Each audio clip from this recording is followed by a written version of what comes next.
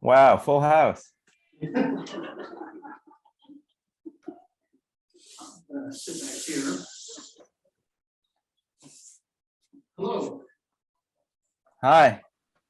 Am I on the big screen, the full screen? You are on the big screen here. Can you guys see the big screen, or is it too bright? It's a little bright. Can we turn the stage light down just a little bit so we can see the screen? Martin, thank you for joining us. I know your time is limited, but thank you for joining us. I want to tell you, everybody in here, it was fantastic. This was a great film. Everybody, I love this film. I love this. This is the second time I've seen it, and I just picked up so much more nuance within what was being shown and what you guys captured within this film. It's actually brilliant. Thank you. Very, very well done. Amazing job. Thank you so much. No problem. So I'm just going to start off. Where did you get the idea for Islands? And could you recount your story to the crowd for that? Because it is such a Filipino-centric film. How does that incorporate with what you were trying to say? Well, I was developing this at a time where, like, my parents were transitioning into retirement, and thinking about them getting older and myself getting older. I was worried about, you hear about people that retire and just get old, like age really fast because of the inactivity. You're not using your brain as much, you're not going out as much. And I was wondering, as a Filipino, it's in our culture, we have this duty to take care of our parents. And I was wondering how I could do that. And I have siblings too, but I was, worried about having the time to be able to do that. A film career, you're very busy. And then also wondering about myself, and I was single at the time, and what would happen to me if I was busy taking care of them and I have no more social life or dating life, and the next thing you know, I'm 50, 60, haven't found a partner and past my prime dating years, and then who's going to take care of me? And I know people that have been in that situation for, I don't know, different reasons. Sometimes it's just bad luck and you don't find a partner, and that's the kind of stuff I was thinking about and exploring with this movie. Yeah, the loneliness is so right within this film. It actually made me think of Lost in Translation, even a Ghost Story too, a little bit, and 400 Blows. It just captures what loneliness is, especially to a middle-aged man living with family in a multi-generational home. I think you don't really see films like this, and I think it's great that it's on the big screen now. Yeah, and I think when you do see the single middle-aged person, they're always portrayed as a loser, or a sad character, and I didn't want to do that. I think sometimes people get in they fall into these circumstances and it's not always their fault. It could be shyness, it could be other responsibilities that get in the way, and I wanted to treat him with real empathy and as a real human character. Oh yeah, there's so much respect and care that you gave with these characters, and we have one of the characters here. We have Sheila, who represents herself. How did you get involved with the project as well? Well, it's a funny story actually. When they were casting middle-aged people and singers, and I saw the post. They were posting it in social media, and a friend of mine reposted it, and then I saw it, and then I thought it was a scam actually. But since she's my friend, so I had to call her, and yes, she assured me it wasn't a scam. In fact, Martin is her cousin, and so yeah, I applied, and yeah, she's telling me go for it, and then yes, I applied, and Martin responded like after 10 minutes, and then after a series of audition with them, well, and after I made like a reading with Rogelio, the main character, I got the role. That's great.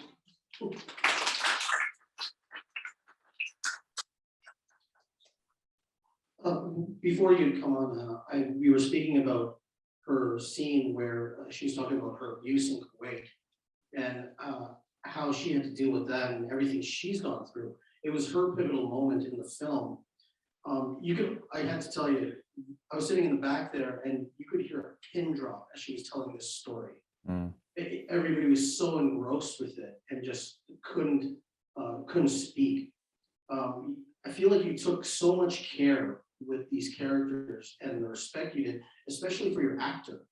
Can you speak about the filming process on this? Because you're very much a actor's director, because you just sit with these characters and you let them build on the world that you've created, which honestly, like it's a whole joint thing. So it was pretty incredible watching this go down.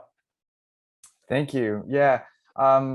You know, I made 2 short films before this, and it's the biggest reason I work with non-professional actors probably is because of budget, especially when I started out. You know, I didn't go to film school, and so I didn't even know how to go about casting, you know, through the union and stuff. So I would just find people through either film websites or Craigslist, and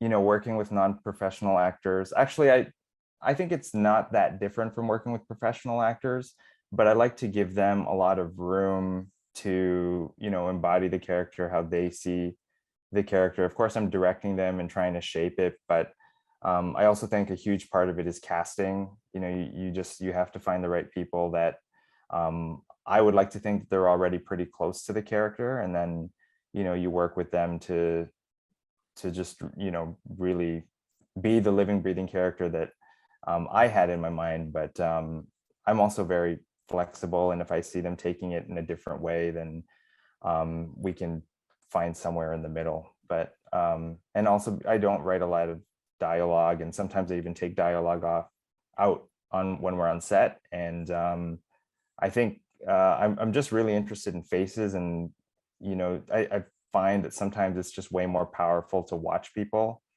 rather than to have them tell the story constantly through dialogue. No, it's great. Honestly, what you did there was great. Marisol, before we get to the Q&A, so just piggybacking on that, how much of Marisol is in you? Yeah, like what I mentioned, I myself, I care for the elderly. And so I have that, I feel close to them. I feel like in the character, like how Marisol portray taking care of the elderly. It's very easy for me. It's very easy for me to care for the elderly. There's so much here that we can talk about because there's so many things that are amazing about this film. But I'd like to go to the audience, actually. Is there anybody with a question right now? Oh, right there, the first person.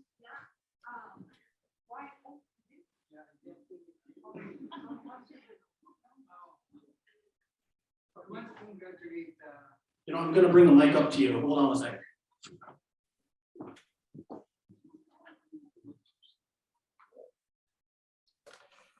I would like to congratulate Martin for this picture. I'm a Filipino. I can identify with the film. You have brought out the different feelings, special Filipino feelings, especially the religiosity, the family values, the care for the elders. My question for you, Martin, is I know you have a very discerning taste for beauty, that's why you chose Sheila. My question is, what made you choose Sheila from among the, you know, Sheila is a very inspiring personality from Filipinas. I'm sorry, I just started this talk. Martin, did you catch that? Can you repeat it? It's a little bit hard to hear. Why did you choose Sheila for your picture? Why did we choose Sheila? Yes. Okay. Well, you know, we tried to cast the net wide when we were casting, and I mean, ideally we wanted local Toronto actors just because it would be easier and cheaper for us, and you know, we wouldn't have to fly people in or house them. But we actually did find a few that we liked. But then I think Sheila submitted a bit later in the casting process, and we asked her to do a self-tape because she was in Winnipeg out of town, and it was really moving. I think she sent 2 takes of the dialogue, and some of it was from the scene where she's telling her story from the Middle East at the table. And she was crying, and we were just really moved, and we couldn't believe she hadn't really done any acting. So from there, I think we did like a Skype audition, and then that was also really, really great. And then it just so happened that around the same time, we had also found Rogelio. And then because they were both in Winnipeg, we thought, why don't we try to get them together? And then we did. There was a director there who directed a short film that Rogelio was in, and she was kind enough to host both of them at her place. And we had them do like, yeah, they did a chemistry audition together. And right away, I mean, the first thing that we saw was Rogelio was kind of like, he seemed a bit shy and like not organized. I don't think he had the script with him. And then Sheila like had extra copies, and she was like pointing to him and she would keep telling him like, oh, this is where we are, or no, this page. And it was just so like motherly, and she was prepared and organized, and we were like, wow, the dynamic is already there with just, you know, these 2 people. They're not even acting. But then even when they were acting, like, I don't know, there was just something special about their chemistry together. And then I went there. So after we cast them, I went to Winnipeg, and I was in like an Airbnb in a basement, and we did rehearsals. And I think, Sheila, the first thing that we did was the airport scene where they had to like hug and say goodbye. And the first time they did it, they were both just like pouring tears. And I was thinking, We got you what there. the hell? We talked Huh? about it. We'll Yeah. be crying. We'll show him. So for Yeah. sure we'll get the role. Yeah. And well, and then, you know, I'd have them try it again, and I'd film it as they're doing it, and they would be crying every time. And I was like, what the hell is happening? Do these 2 know each other? So yeah, it was really amazing. That's incredible, and amazing chemistry for both right away. You had a question? Yeah. Why the title Islands? Did you catch that, Martin? Yeah. I mean, first it refers to the Philippine Islands, but it's really, you know, it's a film that explores loneliness, and I kind of see all of the characters as their own island. You know, they're going through their own things, and then they come together in this house, and then each character, I feel like, is sort of, you know, they have their own bedrooms, and, you know, those are their islands. And so I guess it's how I see the characters, but also how I see life. I feel like we're all so different. As much as we are, you know, people are the same in many ways, we're also very different and so complex, and we never truly know each other. And so that's where the title came from. Another question? Oh, right there.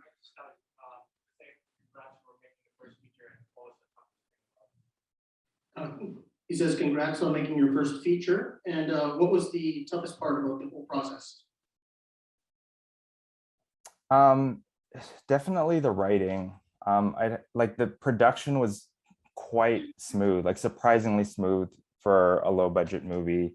The editing was also, you know, I was working with an editor who's done most of my work. We're very good friends. It was, yeah, that, and editing is my favorite part, but the writing, as my first feature, and I'd written features for myself before that I just never developed enough, or I never felt they were movies that I wanted to make in the end. And maybe I'll pick them up again, but this one, because I had the financing and we were ready to go, it was just kind of hard for me to you know, you write short films and it's 10 to 15 pages, and then to write 80, 90 plus pages, it was a lot for me. And you know, it's like you work on one section in the script and you don't know how it's affecting other parts. And it was kind of, I didn't really understand how to see everything clearly, like how the arc's going to go. And but having gone through it now, I think I'm going to be better the next time around. And I feel like I'm better now as I'm writing other projects.